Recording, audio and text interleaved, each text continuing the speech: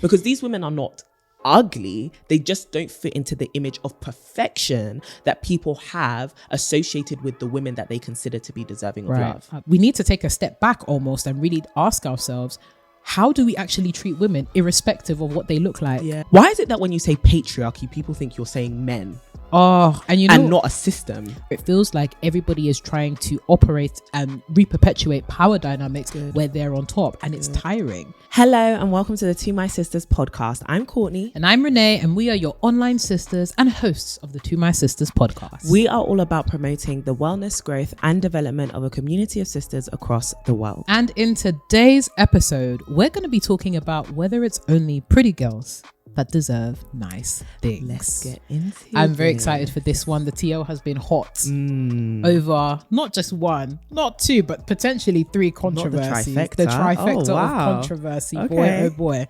Before we get into all of the juiciness associated with that, we do have a few housekeeping bits and pieces that we'd like to, we need to keep our house tidy in this community. The first is we want to say an actual real-time thank you to everyone that has supported us, everyone that came out for the TMS Live in London show, the supporting sisters, the partners, the sponsors, just everybody, because obviously we recorded our last episode ahead of time just to make sure that, the sisters could still get an episode even whilst we were in the midst of everything. However, now we're on the other side. Dang, you guys are real.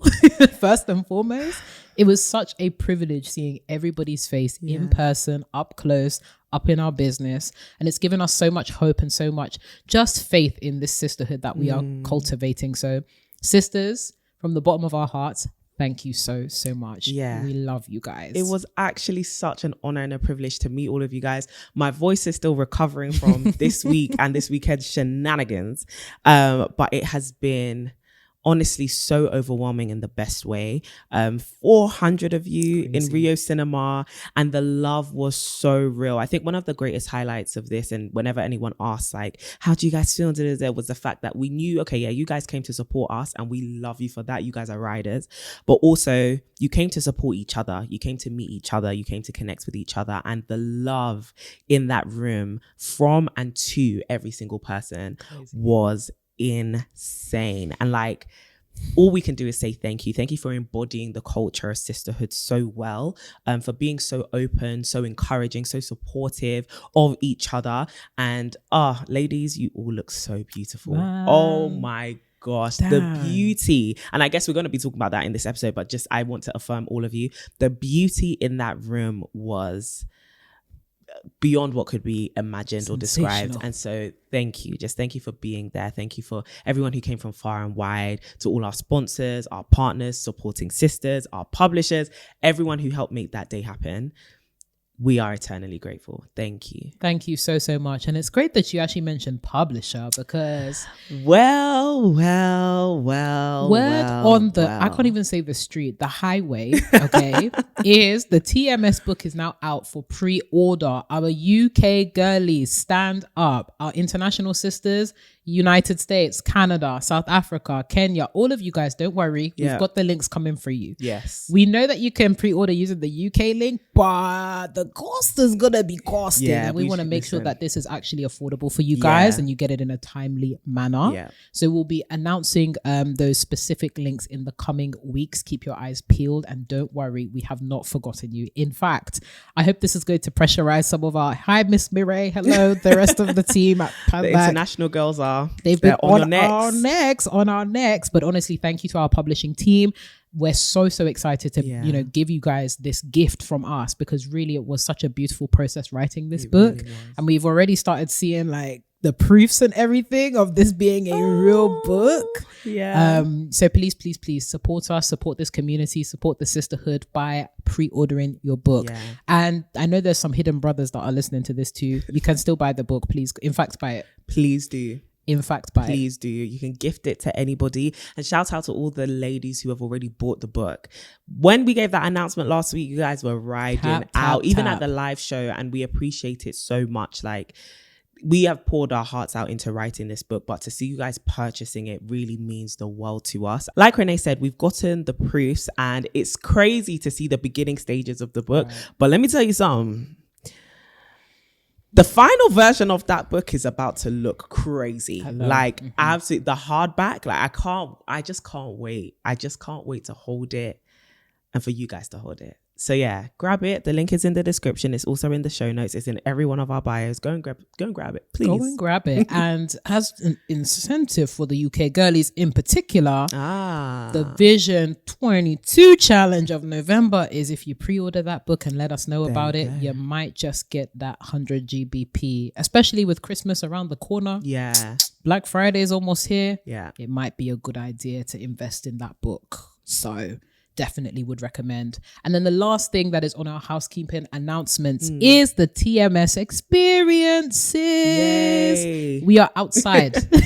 I sounded so tired. I am, guys, genuinely honest to God. Oh, that was so There's funny. so much I want to give you, but my body is like, listen, ho, you've been putting us through so much. I'm down bad. But you know what? Thank you for all your prayers and your well wishes. But the TMS experiences, even if this is the last thing I say with this good voice of mine, the TMS experiences, girls, we are outside. This is not a drill.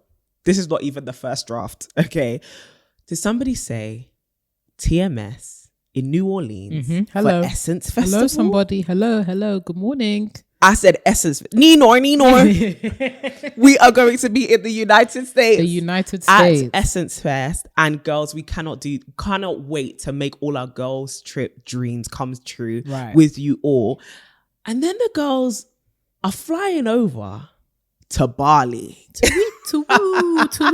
you know the places where you can hear the birds. We are going to Indonesia, baby. Absolutely. We are going to the tropics. Let's go. If you want to come with us, you could just sign up. And the pièce de résistance. Oh, Lord knows it was. February 2024.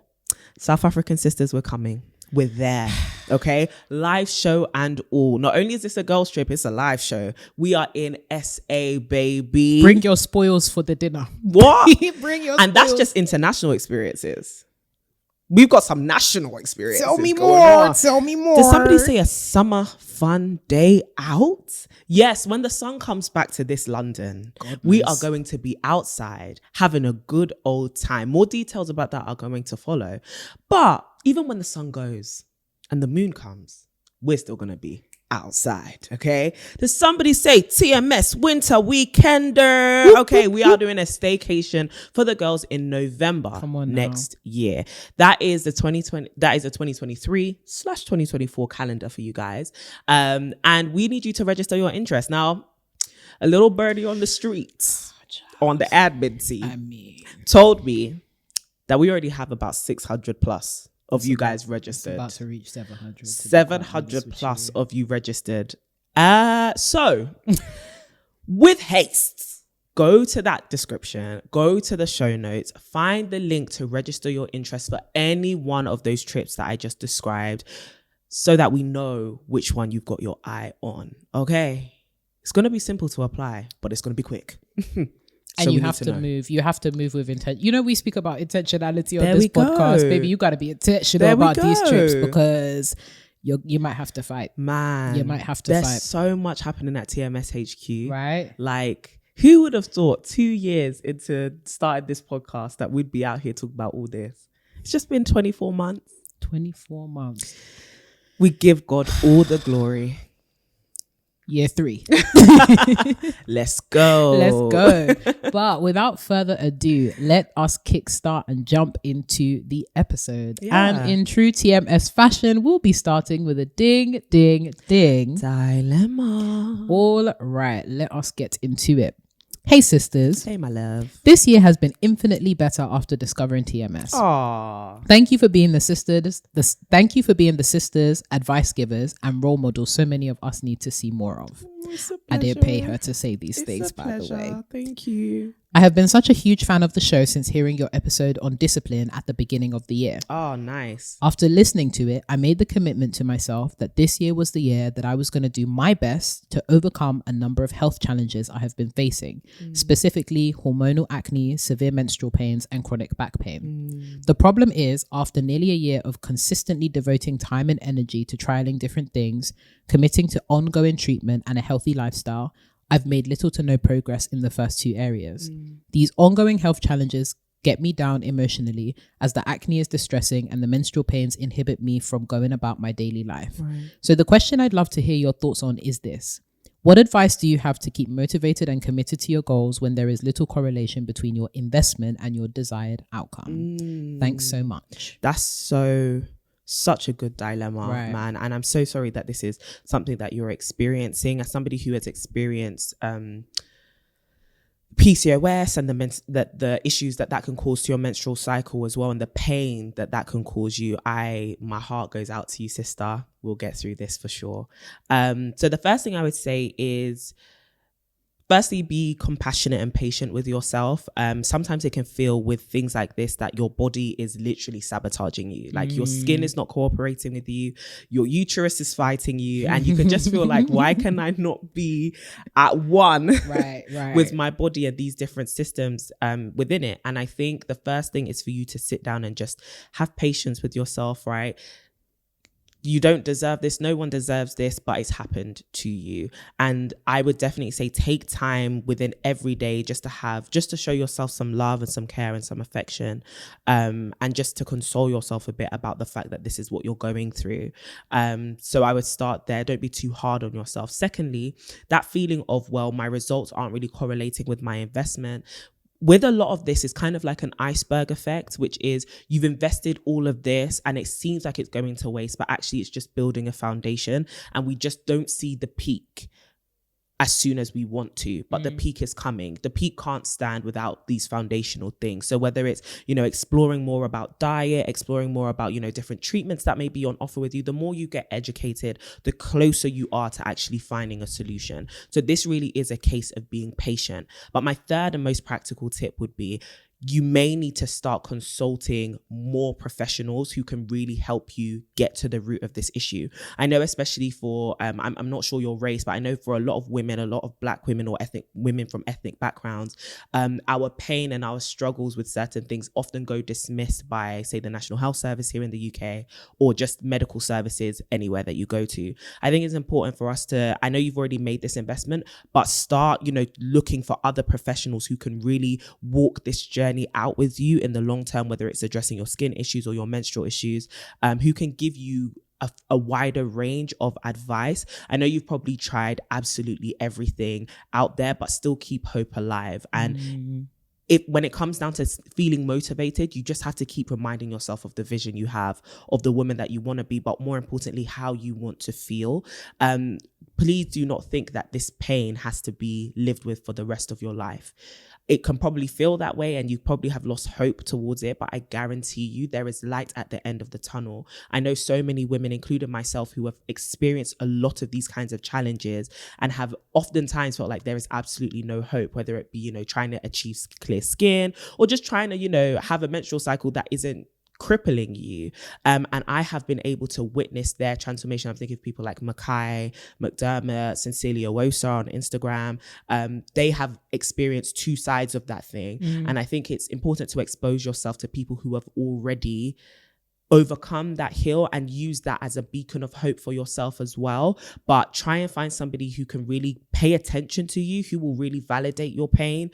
And also, if you can, address these feelings in therapy, because the results aren't going to happen imminently. I know, especially with something like health issues, we're always looking for that one pill, one cream, or that one thing that we can change, we can take that will change everything. But that change might not happen overnight.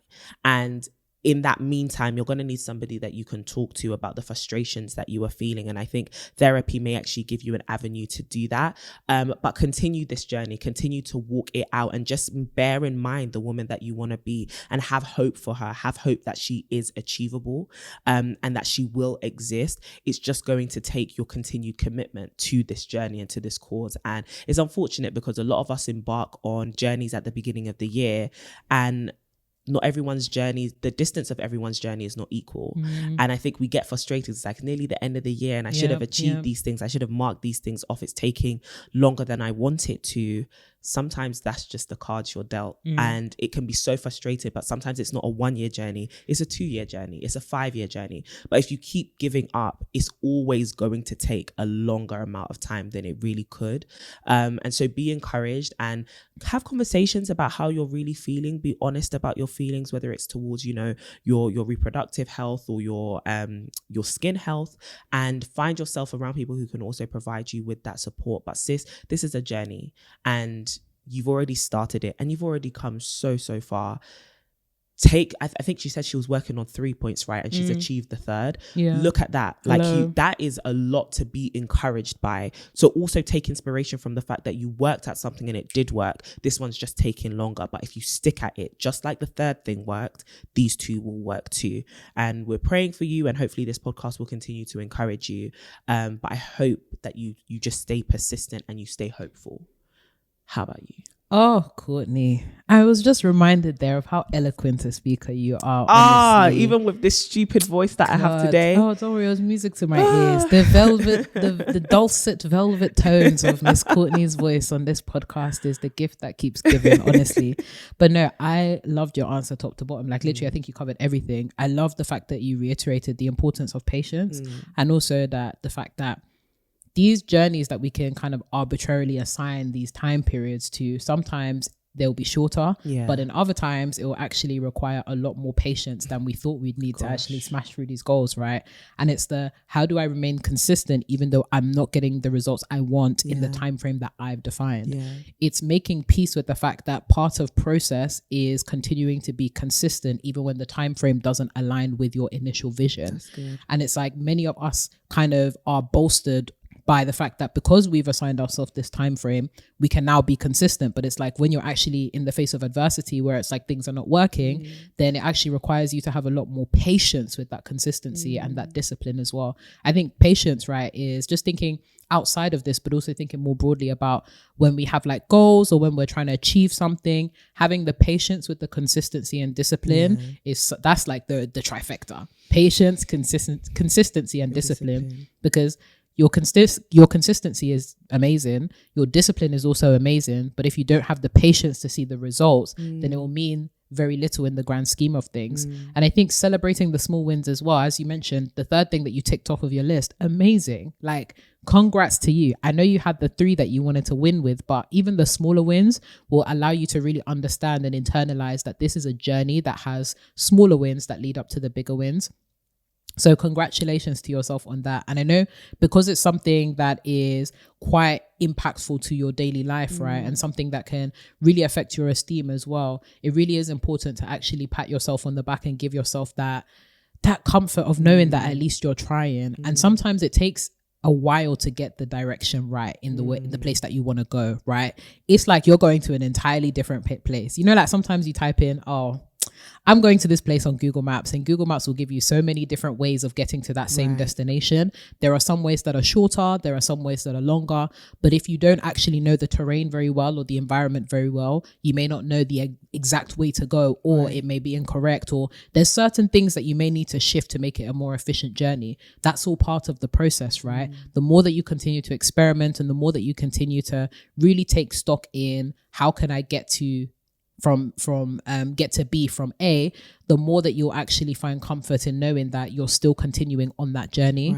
And then the last thing that I'll say is this is actually a great opportunity to tap into the sisterhood community. This is something that a lot of people deal with, right? Like in terms of menstrual concerns, in terms of skin issues, all of that kind of stuff. This is something that, look, folks will want to like cap online or in person and pretend that we all have like, you know, as you were saying, these instantaneous pills to like solve everything. In real life, that is not the truth. Everyone is dealing with something, 100%. Right? Especially when it comes to being a woman, the fact that our hormonal profile, and just to like caveat, because I know there's a lot of people that will listen to this or see clips and be like, women tend to like not like to take accountability or like defer because we Courtney, the way you're looking at me already, but I'll explain. There's some comments I just occasionally I see some comments on like our posts and I'm just like, you guys are actually committed to misunderstanding women, but there's the charge that a lot of women are not actually actively trying because we tend to blame it on things like our hormones or like just other things that we're dealing with right now. But if our hormones are to blame or a part of the reason, then surely you would understand. Therein lies the conundrum for me, but alas, this is not the platform for haters. This is not the platform for haters. We're talking to the sisters. So even in terms of that, surrounding yourself with a community of people that really understand it. And actually, we're going to use this as an opportunity to say, sisters that are listening in and have dealt with menstrual issues, skin issues, any kind of issues related to your hormonal profile, please, please, please comment below, chime in either on the YouTube comments. If you're on Spotify, Apple, come over to the YouTube comments and share maybe your story or some things that may have worked for you. We may also post this as an Instagram story or an IG post as well, just to crowdfund some ideas and some solutions. This is a resource to you. Thank you for being part of the sisterhood, and we hope that the sisterhood will also help you in finding some kind of solution, or at least continue to encourage you to get to the place that you want to be. But sis, we're sending so much love. Congrats on your first achievement. We're in it for the long haul, and I'm sure that we will find some kind of solution for you. If not right now, we're on the journey of getting there. So sending you so much love. We love you so much. Thank you for being part of the sisterhood, and keep us updated. Like, let us know if you connect with a sister in the comments or something, or if there's anything further that we can support with. It would be absolutely phenomenal. So sending you lots of love. Today's topic is on pretty privilege, and the title being Only Pretty Girls Deserve Nice Things. Mad. Now, I was going about my merry way on social minding your business. Minding my business on social media. Like the paraphernalia of things that your algorithm puts together for you. I love TikTok because I'm just laughing at some ridiculous. It's the best app. But every once in a while, somebody you follow, or like the algorithm's like, hey, you want to look at some of this BS? Good, but hello, somebody. And unfortunately, I was thrust into the woes of the TL in multiple different directions, actually. And it became clear to me that there was an underpinning sentiment around prettiness and privilege. Right. So the first example is I came across a TikTok of a lady who was plus size. She actually had really pretty features. And she showed her husband. She makes TikToks with her husband. But the comment section was ghastly insofar as asking, how is it possible that this kind of woman could be with this kind of man? So I was kind of like, I saw that and I was like, this is bad vibes, but let me like mind my business and be moving. Then I came across another TikTok of a lady. She's a black woman, for context. The first lady was a white woman. Oh, I think I've seen the first lady. And her husband is conventionally handsome. Like very. And precisely this. The second video was a TikTok of a woman, black woman. She had like her natural hair out. She had nail polish, but she had like a little bit of chipping on like one finger. And she was basically telling the story of, her husband had flued her out just because he loved her. And she was just talking about the way that he had lavishly like really showed his appreciation and love for her. But again, the comment section was a ghastly place insofar as we have not just men, but interestingly women kind of being like, how is it possible again that this kind of man, or you're, accessing all of these kind of resources and all that kind of stuff, despite looking like this? And the attention was drawn to her hair. Obviously she had her hair tied up in a natural bun, messy bun-esque. It was kind of like a get your hair together. How come your nails are XYZ?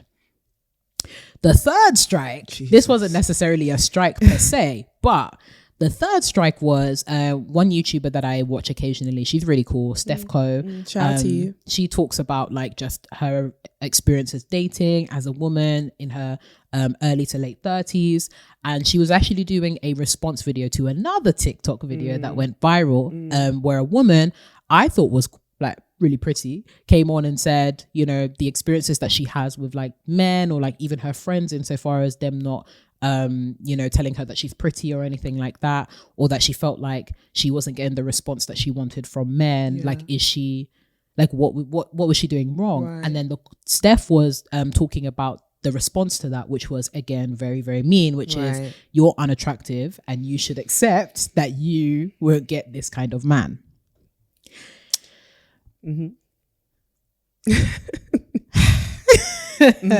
Bringing everything together, there's a common thread in between all three videos that I saw in like relatively quick succession around why is it that prettiness is attached to a very specific level of resourcing, but also entitlement to love at a particular level? Yeah. It would be good to hear, like, because I saw those videos. I was like, ooh, I'm loading. But I would love to hear some of your thoughts around, like, your observations around the way that women who are not necessarily conventionally attractive are treated, but also this notion that a woman's prettiness defined by society gives her access or entitles her to a certain level of love, affection, money, even from men that other women are allegedly not entitled to.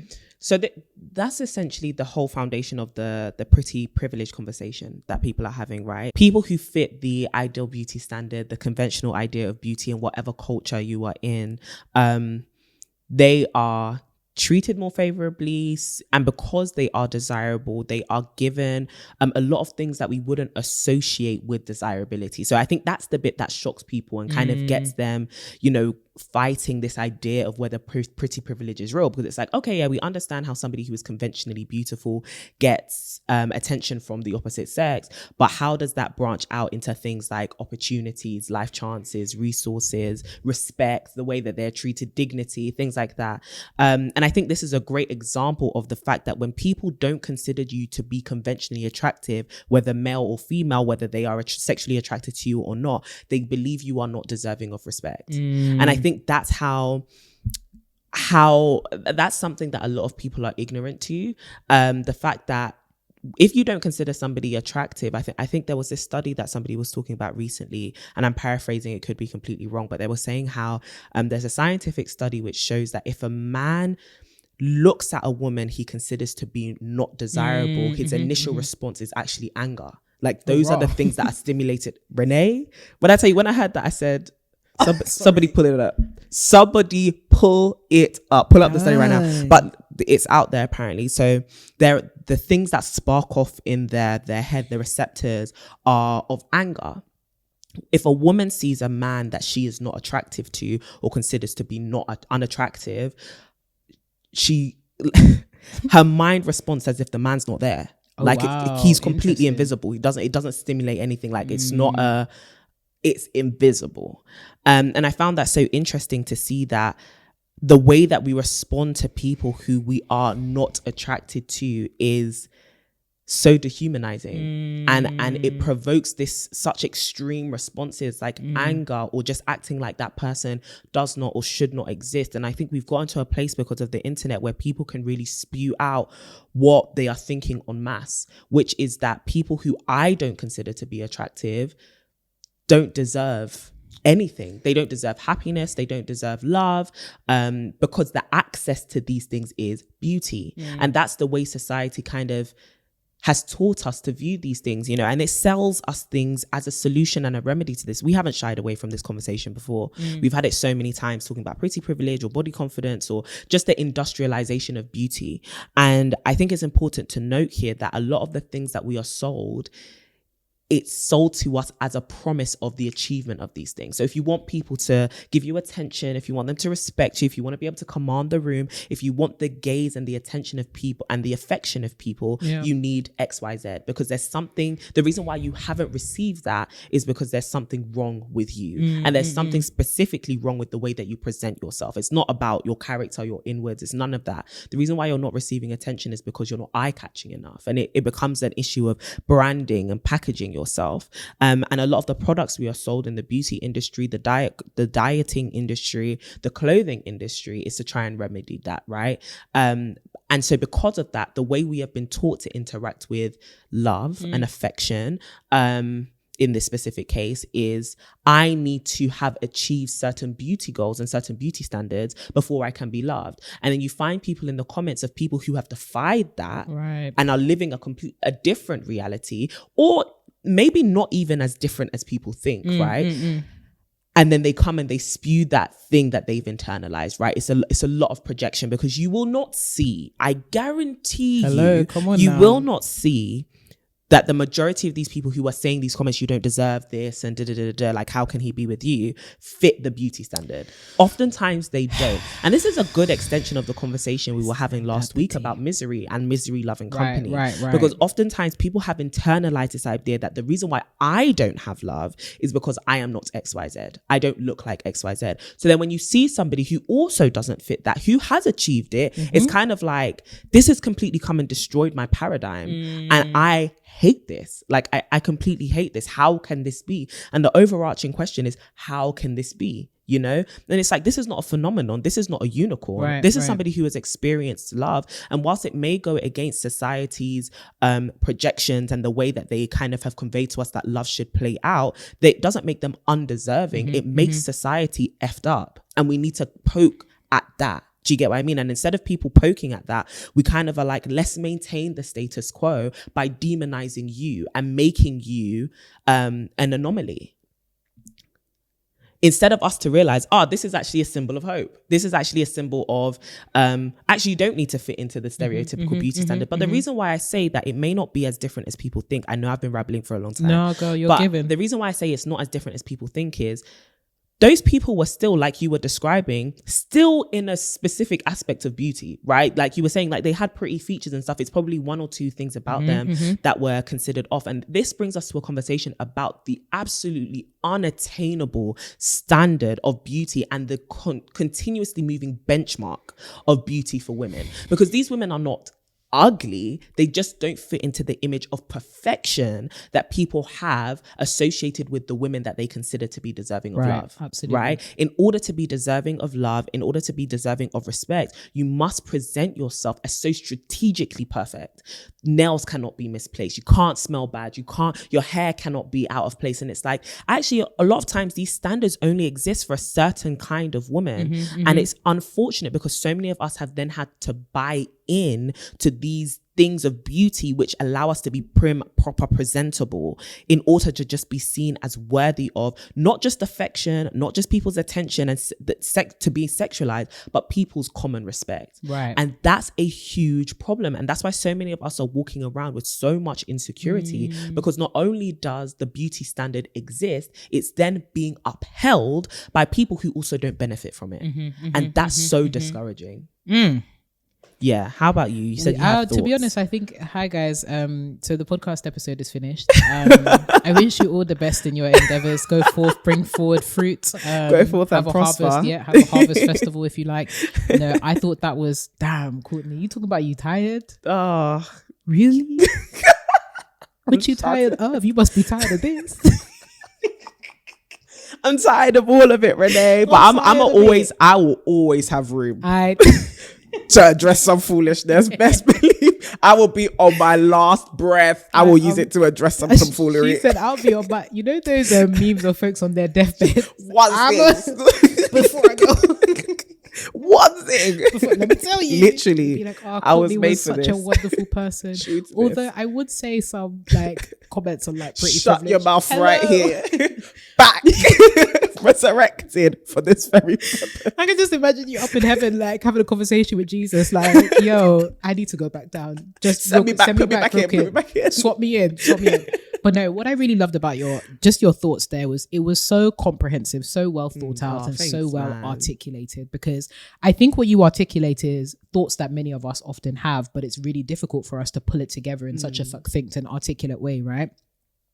I also love the study that you quoted insofar as the actual reactions. I think that's genuinely insane, but it's good to actually note how for women, aesthetics and beauty is really like currency. Right. And I think that when we talk about protection, no, completely. Because when we think about things like capital and resources, we often think of other kind of like indicators or other kind of like markers of differences in society, right? We think about like race, we think about class, we think about all of these other things. And it's weird to put beauty as something within the same remit insofar as a marker of difference, because it's something that has affected women so much that it's kind of like is this a real thing, right? People question the validity of pretty privilege and they question whether this is a real thing. But in all of those examples and in examples that many of us have seen in our real life or just coming across the way that women who don't necessarily fit the status quo behave and are treated, it's evident that this is something that's actually really affecting women. 1000%. And it's very interesting because when I think of like social mobility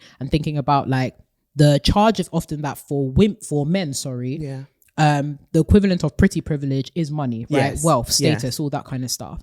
It's interesting that social mobility, wealth and status is considered a very serious like indicator of difference, whereas pretty privilege, which is arguably something that affects women more so, is not considered as a real actual thing. Yeah. So I would argue that. But it doesn't just affect women exclusively, which I think is also interesting. True. But sorry, go True. on. No, you're totally right. It doesn't affect women exclusively, but in terms of disproportionately, yes, exactly, very much, very, very much, affects women and women across the board, right? You've whatever race you are, whatever social class you are, wherever you're from, there is some semblance of beauty, aesthetics, pretty privilege that denotes how much respect, access to resources. And it's really interesting because we often think it's such a complicated and nuanced conversation, right? Because just because you're pretty doesn't always mean that you're protected in specific contexts, right? There are charges of, listening to women that are deemed as like conventionally attractive, right? Folks don't necessarily take it seriously, but there is also that element of folks are treating me well, but folks are also treating me inappropriately because I'm pretty. I was literally just watching a TikTok about this, like before we started recording, of a girl saying that she has like that BBL look, right? And how she knows that she's an object of men's desires, but she'll never be an object of a man's affection, like love. And I was like, Rob, everyone's going through it. We're all going through At least you got a big bum to console you. I mean, and it just is so fascinating because it's not to say that all the pretty girls out there are like living their best lives, even though to an extent they are. But I think what I really loved about your answer was, let's actually stop looking at the women and the extremities of pretty and ugly, and let's pull in and actually inspect what is society causing us to do and behave towards women in ways that are actively inappropriate on both ends of the spectrum. So for the babes that are like considered conventionally unattractive, it's like unworthy of respect, anger. Oh, that one, them are going to hear from me. I'm going to find that study. I'm going to pull it up here. Anger from men, general like disrespect. And then on the other side of things, you've got very, very attractive women. And it's like, yes, you're given like access to money, resources, but you're also an object of sexual gratification more time, especially when you're fitting into those kind of models of beauty. And that doesn't necessarily mean that you are protected, because there are a lot of instances or a lot of places that when women do fit into that conventionally attractive or they're extremely attractive, they're usually given the one up because they're pretty and because a lot of people want to sleep with them and all that kind of stuff. So I think it's actually, we need to take a step back almost and really ask ourselves, how do we actually treat women irrespective of what they look like or what they're striving to be? I'm sure that on the pretty side, most people are looking towards it like, okay, at least I'd rather be treated in that way, which is fair. And actually we have to hold space for that conversation. But I think also it's worth like really inspecting, guys, how are we treating women, full stop, period, in all of these cases? And why are we actually treating them this way because of the way that they look? There we go. How insane is that? It's crazy. And that's like one of the core tenets, I guess, of the feminist discussion, right? Which is, why are women so tied to how they look and their worth and their value? Crazy. Attached to how they look. And I think it's so interesting that women often are receivers of such disrespect unless there is something that makes you distinct, whether it's your beauty or actually a person's benefit from you. Both men and women, right? If somebody benefits from you, they're more inclined to treat you better. So if a woman has amassed, an amount of capital in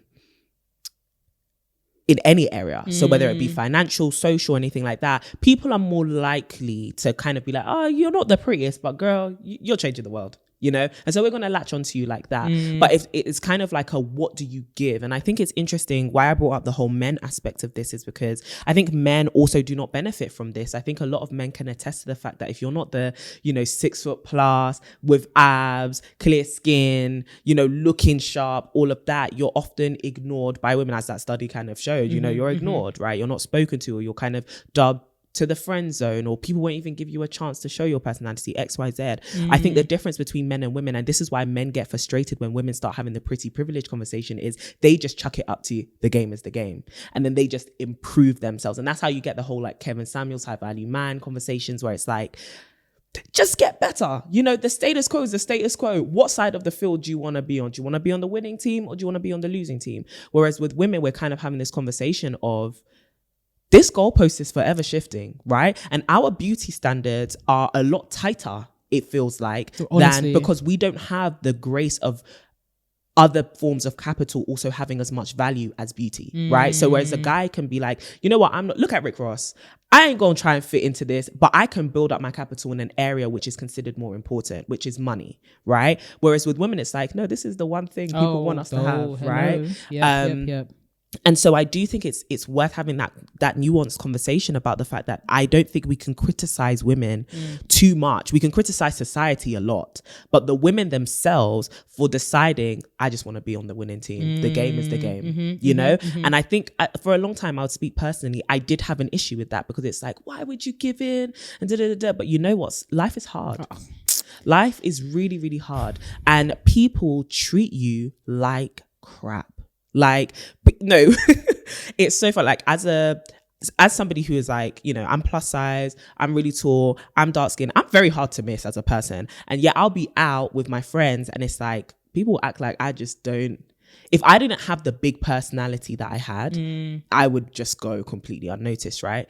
And I think it's interesting when I speak to other women, like in the sisterhood and just in life, where they're like, I feel the same way because I'm not conventionally pretty for a specific reason. And I think the reason why people have such a visceral response to the pretty privilege conversation is it's kind of like, lick your wounds, get over it, improve yourself. And it's like, how long are we going to be caught in that rat race of feeling unworthy and then having to go through very rigorous or often dangerous procedures, processes, journeys, which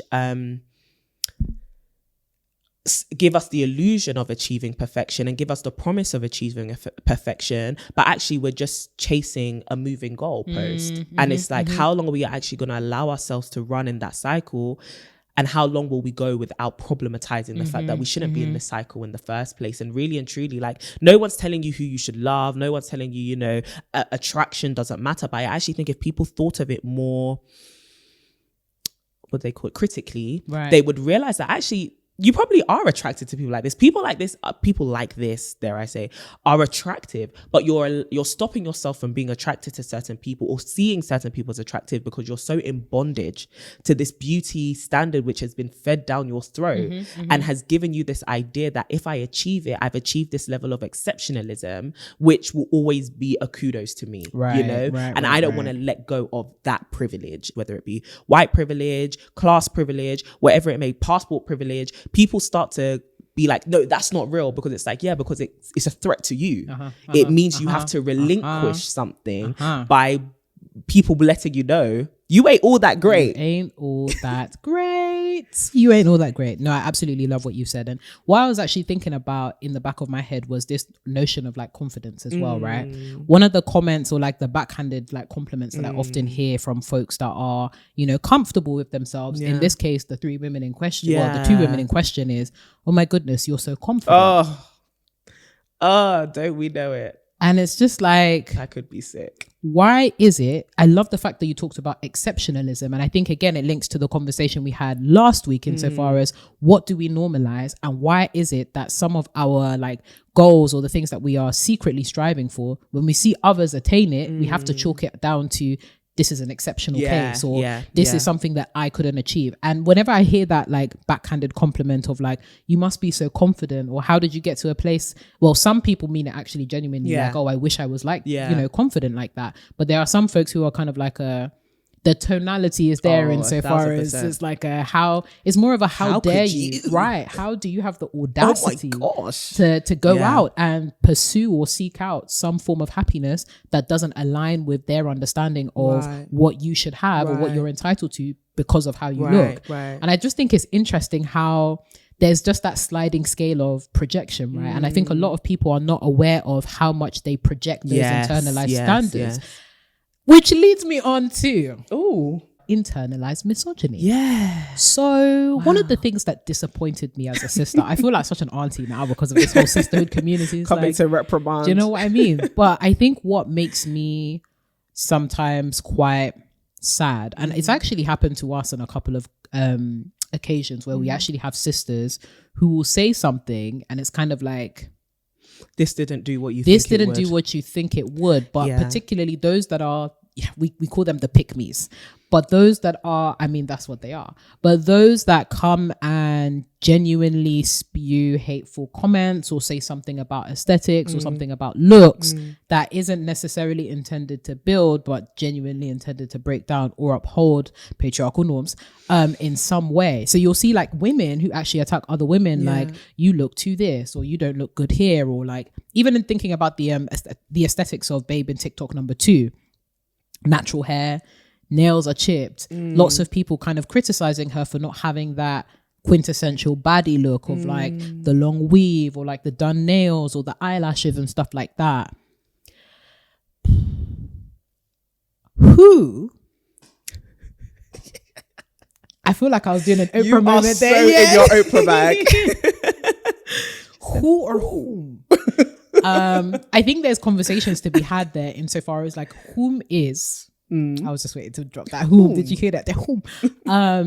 Who do we need to hold accountable for that internalized misogyny? And how can we, as a sisterhood community and as women, how can we move forward, or how can we like educate folk? How can we like do practical things that prevent folks from, you know, having those kind of thoughts and you know, articulating those kind of thoughts like that. But I think also for us as like content creators who are on the other side and sometimes actually on the receiving end of these kind of comments occasionally, how do we also like, how do we do this, man? How do we do this? Because I think people forget that folks are human, you know? And you know what? That's the thing about the commodification of women and beauty in general. It dehumanizes you, and you kind of assume that, especially with the internet and the fact that it causes so much distance, and yes, an illusion of proximity. It's kind of like you can just say anything and people just have to take it. Right. Which is why I'm such a proponent of bringing back World Star Hip Hop, even though I'm against violence, you know. Anyways, the threat, however, can be wielded. However, I think it's important to, in terms of who is to be held accountable, all of us. Like, this isn't just as much as, why is it, sorry, this is such a tangential point. Why is it that when you say patriarchy, people think you're saying men? Oh, and you know, and not a system. When you say patriarchy as well, people will be telling you, you're a radical feminist that wants to completely destroy the system. Learn some new words and learn the meanings of those words. Men. Learn words, please. Anyways, patriarchy is something that is internalized, handed down, and taught by everybody, right? If you live in a world that is governed by particular norms, values, and processes, those are what you're going to pass down generationally. That is what you internalize, and that is how you operate and navigate the world. All of us, men, women, non-binary folk, all of us are dealing with these certain principles which we have been told, whether covertly or overtly.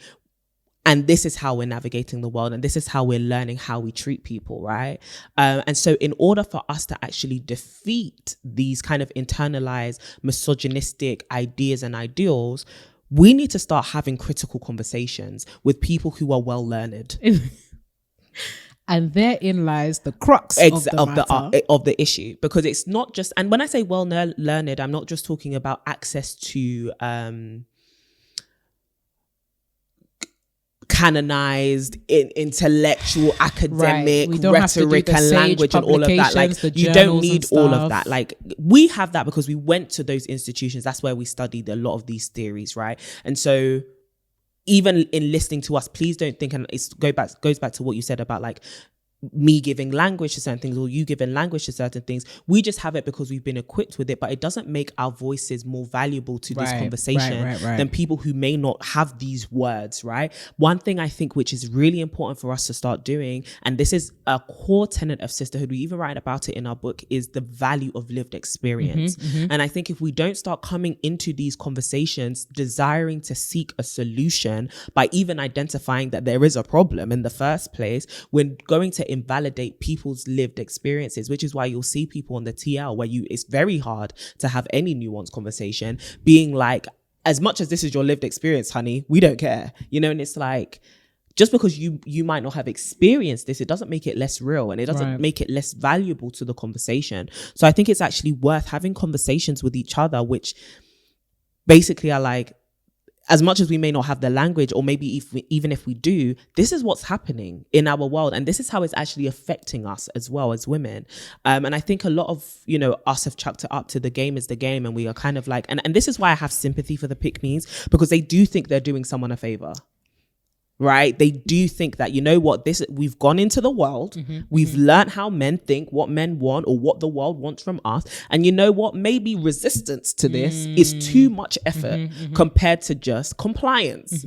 And so let's comply. And you know what? I kind of get the mindset. Not everyone's a revolutionary, and also some people, to actually go against the grain poses way more of a threat than it does for other people, right? So like for us, we're living in very, I guess, postmodern societies where it's like, to be a feminist, to have all of these, opinions, it's not going to get your head chopped off. But there are literal places where your head will be chopped off. 110%. And so as much as we can be like, oh, pick me, I'm very much against it too. Don't get me wrong. But I get where it's coming from. I do think there is a place where we need to step beyond that, which says, what is the protections for women for them to start thinking critically about society and resisting a lot of the oppressive systems which they are under? And also, do we consider these things to be just people being sensitive, or actually do we actually consider the status quo as something that should be confronted? And a lot of us have just accepted it. It's like, this is the world, operate in the world this way. And it's like, no, the world is what we make it. And you can call me naive, you can call me whatever, but I think we're sitting in a society right now where people decided they were going to confront certain things, they were going to take issue with certain things, and they fought for that, as uncomfortable as it was, whether it was just in their home, in their community, or in the wider world, right? I think we also need to be women who are radical enough to be like, yo, let's have a conversation about our relationship with beauty, our relationship with love, our relationship with affection, and also our relationship with each other and the way we treat each other and why we feel comfortable doing certain things. So I think we need to start problematizing certain behavior. When you hear a certain thing, you need to be bold enough to be like, hey, babes, I think you were trying to do something there, but it did not land the way you think it did. And this is why, right? And not coming on a, I'm coming to school you kind of vibe, but on a, let's have a conversation about this, because similarly, we may have been enlightened or become privy to certain information, but before that, we were also victims of the same mindset, right? We were also in turn, and even till now, there are some things which we may discover that we do. It's like, that might be some internalized misogyny right there. And it's a continual self-evaluation, but it doesn't have to be just self-evaluation. It could be us evaluating each other and being like, you know what, to help you advance in your mindset, for your safety and my own and your children's own, I need to problematize some of your thinking. And problematizing it doesn't mean I'm canceling you. And I think that's where a lot of these things go. The next step is you're cancelled, and it's like, no, let's actually take time to educate each other and have conversations. But a huge part of, 51% of having conversations is listening. If you're not ready to listen to people's lived experience and what they have to say about these things, we're not going to get very far in solving these problems. And I will be adamant in saying a lot of these thought processes we have are a problem. If you're in somebody's TikTok comments talking about, you don't deserve this, you have a problem. You have a problem, and you are a problem, and we need to discuss it. I'm sick of seeing people running helter-skelter over the internet, they're not right? part of the TMS thinking community. thinking that the digital we world don't do that over and here. the digital streets are something you can run wild on because you can hide behind some kind of anonymity. I need us to start addressing people with confidence. No, I do. And I want us to equip the sisters with that, because I need us all to be, you know me, I've got a bit of police in me. 100%. I need us to start being Fun like, hey, fact, if Courtney's meant to be in another world, in another life, she's meant to be part of the FBI. Luther. Literally. Behavioral analysis. Behavioral, yep. I am. Criminal I minds. will actually never let that go. I love that part of me, because that's the part of me that's like, no, we need to start telling people what you were doing is wrong. Stop it. Jail. Stop that. You're going to jail. Literally, I feel like we need to start having those conversations which are like, why is this a problem? And it's not me attacking you. It's us attacking this very vicious part of society, right? And as much as people are like, oh, but who is society? It's all of us. So anyone can get this smoke. Yeah, you can get the smoke. Your parents, your brother, your sister, your friends. It can be like, you know what, when you said this or when you did this or thinking like this is not it. That's not it. And you may not have the language, but then you go on that journey of conversation and that journey of learning each other, but men, women, everyone who upholds the society that we live in and have a duty to each other to actually care. How about yourself? What do you think the solution is? That was wonderful. Yeah. I think beyond conversations, people do need to get hit. No, I'm trolling. But I didn't say it.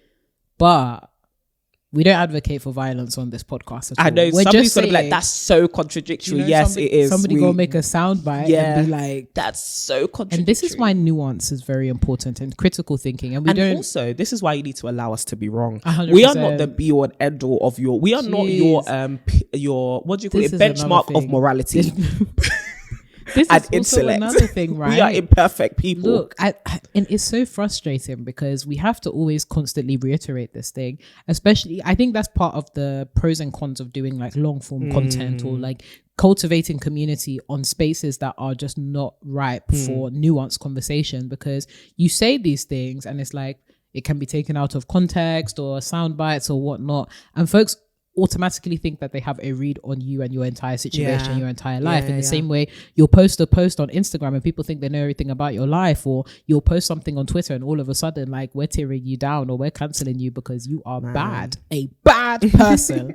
So I think when we say nuance and critical thinking, it's not out of a, you know, we're educated, and it's not out of a pretentiousness, right? It's we actually want more for our community. We want more, and we actually have the desire to see resolution, right? We're not just trying to cast out the pick-me's or cast out the folks that are mean for no reason, but actually we want to see resolution, which I think is actually very radical in today's internet streets, where it feels like everybody is trying to operate and re-perpetuate power dynamics where they're on top, and it's tiring. Very like these conversations, the reason why they're so cyclical and boring, I don't know about you guys, I am bored of those conversations, is because no one's trying to actually look for solution or resolution. People are only talking to hear the sound of their own voice and hear the sound of the fact that they're right. And the majority of people don't even think there's a problem. They don't even think there's an issue. And I think if you are going to enter conflicts, if you are going to enter disagreement, then you better come equipped. Right? You better come equipped. It's like stepping into a warfare with no guns, no nothing to like defend yourself, no shield. Just vibes. And thinking that you're going to survive this thing. You won't by the time we catch you. Yeah. You won't. This is a battle that you will not win by the time that we catch you. And don't think that because random folks on the internet are egging you on and supporting that particular viewpoint that you have shared, don't think that their support is indicative of whether what you're doing is actually morally right. Right? I think sometimes we can get swept up in, this is a popular topic, so let's all demonize or jump on this. Popular opinion. Right? Popular opinion. Don't think that because the opinion is popular that it's right. Yes, good. There are many people that have been vindicated mere hours later. So there's another thing. This you. Don't let this you be you. Be you. Okay? There is real profit in taking your time to really figure out what response you will have. I think the time for like processing how you want to respond to things has shortened. Definitely. I think also because, you know, we're getting used to consuming shorter things, and we're so used to like feeling that our emotions and the way that we want to express ourselves needs to be validated, that we're quick to speak. But we're so slow to listen. You know why that is? Because people have considered wise things foolish and foolish things wise. Unbelievable. If you take time to be like, I'm going to take a step back, maybe read up a little bit, maybe gather my thoughts, get rid of the, initial emotions. Before I respond to you, people be like, ooh, you a pussy. You were scared. Oh my God. And it's like, you guys think that foolishness is wisdom. And you guys are all mad. And don't think, delivery is very important. And the older that I get, the more I realize that delivery is just as, if not more important than the content. 100%. Some folks will come up here, not only on Beyonce's internet, but also in real life, and their delivery of specific points that are not only wrong, but problematic and loud is actually so bad that even the point, if there was even a nuance or some kind of that point was actually landing, it went so helter-skelter that, have you ever seen those planes that have been blown off course? Your plane has blown off course. Terrible. Your plane has, and also really consider, what is the intention behind my response? Right. I think for a lot of us, we can think and automatically assume that because of our values, I'm this kind of person. I know myself. My friends know me, etc. I know my own reputation. I can say what I want on the internet, or I can say what I want. Right. It doesn't work that way. When you interact with different individuals, especially strangers, because that was what hurt me. It's like, you don't know anything about these women, anything about their lives, anything that they've been through. You don't know anything about their triggers. You don't know anything about the correct way to come to them. You don't know anything about the plight that they've been going through. You don't know anything about their insecurities, and you think it's appropriate to come on this internet and tell her all sorts of things like, how dare you be with this person that obviously loves them? Is it a sickness? It is. It's a problem. Is it? And this is not even therapy that you should see. This is real psychiatric help. Because somebody needs to tell you, I don't know if it's that we don't have enough people in our real life community to check us. Yeah. Right. And it reminds me of something that you told me that has stuck with me all the time when you went to go and see Chimamanda. And it's, you speak a certain way and you behave a certain way when you know you're loved at home. Yeah. Based on this week's festivities and last week's festivities, it feels as though people do not have access to that love, which is why they're mad at seeing some of these depictions because of the love. internet is a loveless place. Crazy. And it's a culture and an environment which we have allowed to become a monster. This idea, and it comes back to that thing you were saying about recreating certain power struggles where you are on top. Crazy. The search for power, often one of the first things that is sacrificed is the ability to have compassion. Think about when people go to war, right? And they're warring for their survival. There's a level of compassion that you have to abandon in order to be able to kill somebody, especially for self-preservation, right? And I think a lot of us are in the internet because we are so used to offline being the runt of the litter, or being the one who has been abused or spoken to some way or bullied or whatever. We go to the internet searching for power. And unfortunately, we can then reconstruct, or in fact create new images of ourselves which do not match up to who we are in offline, first of all, because a lot of these people who are chatting rubbish would not come to your face and say that, right? But you can reinvent yourself so much that it's like, okay, you've climbed to the top of this place of power, completely having left so many dead bodies and casualties behind you. Was it worth it? Right? The internet and the culture, I really want to write something on it, but the internet and the culture that is created is creating some bad human beings. And it's not because the internet is bad. You guys know I love the internet. I love the World Wide Web. But boy, that is a very powerful tool. And if in the wrong hands of somebody with a bad heart, they're going to do some really bad stuff. Irreparable damage. I just need all of us to be checked in real life. Really, really checked. Look, I've said it before. There are some times where if I know I'm getting hot and I want to respond something that's a bit rude, I'll be like, Courtney, read this. Let me know. But that's because you're wise. Some of us are wise. Every other person otherwise. Don't kill me. No, I think our generation's problem is also the fact that we despise wisdom. And I think it's also the fact that we think that we know it all. Yes. Because which is a part of foolishness. As much as there's so much slander, especially around our parents' generation and the way that they did stuff, some of our parents, when it comes to comporting themselves in public and engaging with other people, they may have had too much of it, but they certainly had shame. They certainly had shame, because for the pick-me's out there, honestly, My heart goes out to you. A letter to the pick. Oh, we should even do that, right? A series, a letter to the pick me's. But really, really consider, is what you're doing or what you're saying going to build or to destroy? And I think, because what hurts me is when you see folks that are vocal on the internet or they're sharing something that's divergent from internet thinking. The first quip that people are quick to go to is around looks. Like, whether you're pretty or whether you're considered unconventionally attractive, if you have a voice on the internet as a woman, whether it's internalized misogyny or not, it's you ain't even cute anyway, so how dare you speak? Or you're just a pretty girl, what do you know? Right. So it's like, you can't win either way. What do you want me to do at this intersection, my friend? Yeah. We have a long way to go.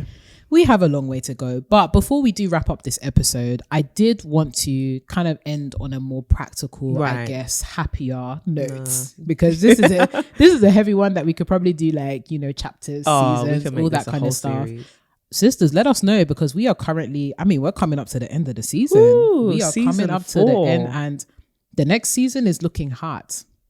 Man. So please let us know what kind of series you'd like to see, what new bits of content you'd like to see. But before we get into that, Miss Courtney, for the girls out there that are struggling with insecurities, confidence issues, or feeling as though it's a real burden to live up to these standards or these shifting goalposts, what are some words of encouragement or some words of kind of like wisdom that you would share with them?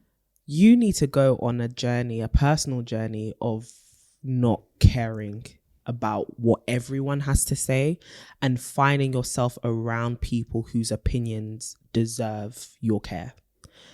You need to find friends who you believe have love for you, affection for you, who can support you, praise you, who can see well past just what you look like, whether you are conventionally beautiful, whether you feel attractive, you don't feel attractive, whatever you look like. People who can just appreciate you for you because you are so much more than just what you look like. Surround yourself with those people and care about their opinions of you. And I think you'll be shocked to find that they don't really care too much about how you look. Now, they may have some words of advice like, sis, your breath smells, fix it, or stuff like that. And you should accept that, because those are people who genuinely want the best for you. Right. But people who are constantly, you know, nitpicking at you, or simply you're so conscious about the way you look when you're around them, are they really your friends? Right? A friend is so much, what's so beautiful about it is this is a person who has decided to do life with you without being attracted to you, right? Without receiving that kind of affection from you, or not reciprocation. That kind of servitude from you, they're not receiving it, right? That's not a benefit that they get from you. They're deciding to be with you because of your entire personhood. And this is why you should also go and listen to that episode we did about the girl who was like, her friends aren't baddies or whatever. Because it will give you insight into the sort of friends that you do and do not want around you. But I think it's important to pick your friends wisely and to give your friends, and to only think highly of the opinions of people who you have discerned actually care for you. And then in terms of divorcing yourself from, like, you know, these patriarchal standards or these, you know, typical capitalistic standards of beauty, it comes down to the way you curate your social media feeds, the things that you incline your ears to hear, and the representation on your screen. You know, do you feel an overwhelming pressure to look a certain way? It's probably because of the things that you are consuming. Change that. I think you should change that. No, thanks for that. And I think first of all, I just agree with everything that you said. Find people in real life that actually love you.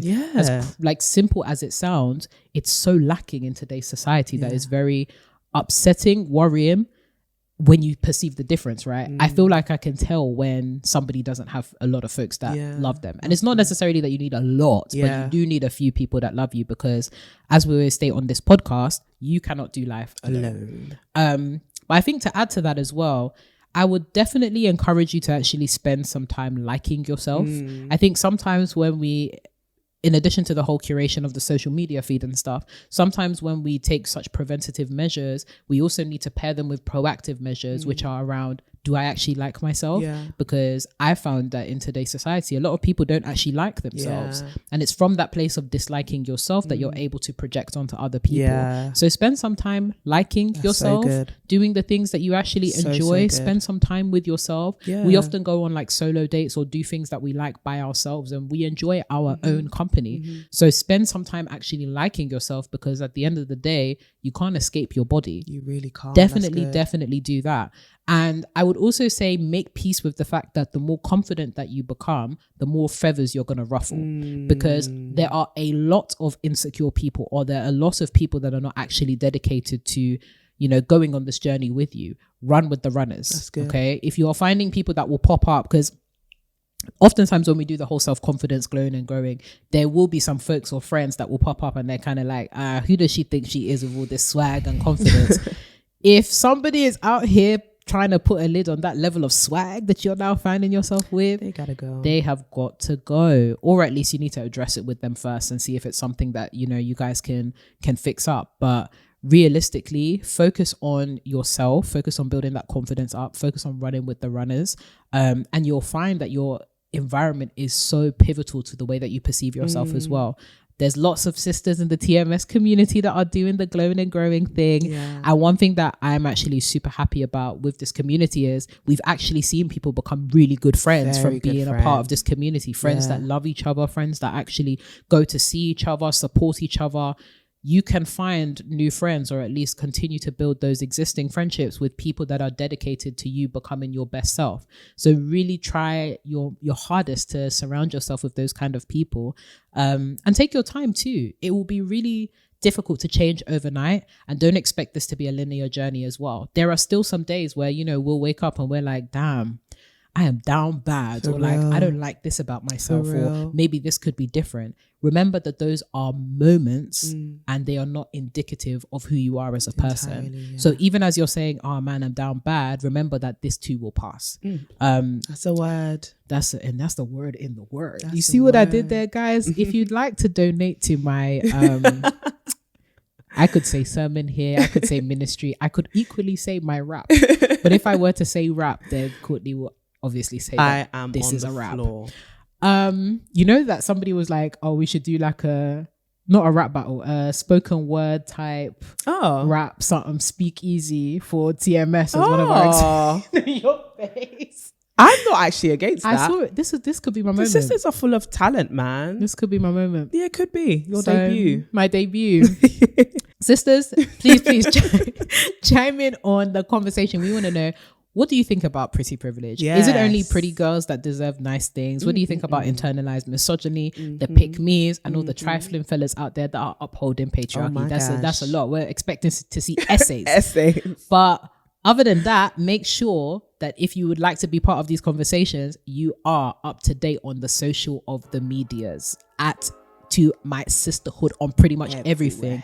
Instagram, Twitter, TikTok, LinkedIn. We're on every single social site. Every social site you could think of, there's To My Sisters there. And of course, come and follow us individually on our glowing and growing journey, because we are still glowing and we are still growing, baby. And the lovely at CD Barteg, the entrepreneur, the YouTube extraordinaire, just everything. She's everything and more. So make sure that you follow her personal channel, follow her on Instagram, Twitter, on everything. And of course, come and say hi to me on my personal channels. You can follow me on Instagram, Twitter, LinkedIn at Renee Kapuku. Come on, somebody. Sisters, we hope that you all get plugged into what is happening over here at the Sisterhood, because a lot is happening. And if you don't want to miss a beat, you need to be signed up to the mailing list, okay? ToMySisters.com. You've already seen we rock with our mailing list girls heavy. So make sure that you don't miss anything, but also that you get weekly glowing and growing tips. Don't worry, we won't spam you. We just send you nice things. We send you nice things because you deserve nice things. You deserve that. Because you're pretty. Come on, somebody. But sister, we hope that you had a great time over here with us on today's episode, and that you listen to more. Definitely rate us 5 stars on all podcast streaming platforms. Make sure you subscribe to our YouTube channel here, and we'll talk to you very, very soon. We hope that you have an amazing week, and as always, keep glowing and growing.